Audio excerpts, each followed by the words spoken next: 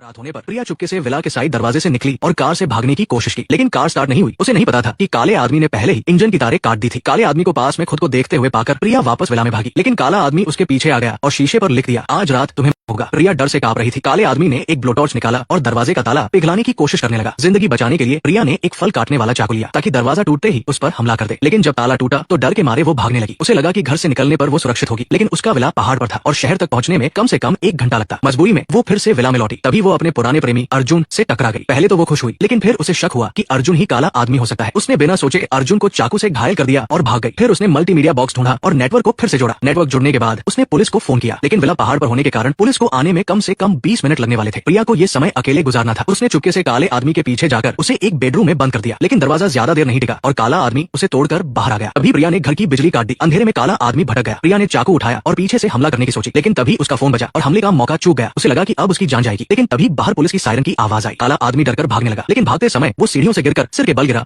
प्रिया को हैरानी हुई जब उसे पता चला कि काला आदमी उसका पुराना प्रेमी अर्जुन था। पुलिस की पूछताछ के बाद वो समझ नहीं पाई कि अर्जुन उसे क्यों मारना चाहता था। उनका ब्रेकअप आपसी सहमति से हुआ था और किसी का किसी पर कोई बकाया नहीं था। अर्जुन के मकसद को समझने के लिए प्रिया ने सिक्योरिटी डिपार्टमेंट से पिछली रात की रिकॉर्डिंग मांगी, लेकिन उसे बताया गया कि रिकॉर्डिंग उसके पिता ने ले ली थी। प्रिया ने और जांच की तो पता चला कि उसके पिता ने 1 महीने पहले उसके नाम पर एक बड़ा बीमा करवाया था। ये जानने के लिए कि उसके पिता का इरादा क्या था, प्रिया चुपके से उनके ऑफिस गई। वहाँ उसे पूरी सच्चाई पता चली। उसके पिता की कंपनी संकट में थी और दिवालिया होने वाली थी। उन्हें बड़ी रकम की जरूरत थी। प्रिया को एहसास हुआ कि असली काला आदमी उसका पिता था, लेकिन उसने पिता का सामना नहीं किया। उसने उन्हें रात के खाने पर बुलाया और एक जहरीली शराब का गिलास दिया। जैसे ही पिता ने शराब पी, वो कमजोर होकर जमीन पर गिर पड़ा। प्रिया की पूछताछ के बाद उसे सारी सच्चाई पता चली। उसके पिता ने प्रिया की आवाज का इस्तेमाल करके अर्जुन को घर बुलाया उसे और लाश को आंगन में फेंक दिया। अर्जुन बस एक बलि का बकरा था। प्रिया ने अपने पिता को बताया कि उसने जो जहर दिया वो रंगहीन और गंधहीन था, जो 2 घंटे में दिल का दौरा पड़ने से मौत का कारण बनता है। उसने ये भी बताया कि उसने पिता के लिए भी एक बीमा करवाया था। उनकी मृत्यु के बाद उसे भारी मुआवजा मिलेगा। उसने सारी हरकतें निगरानी कैमरों से बचकर की थी ताकि पुलिस को हत्यारा न पता चले। अंत में प्रिया ने सारा मुआवजा हासिल किया और उस शहर को छोड़कर चली गई और अपनी जिंदगी की नई शुरुआत।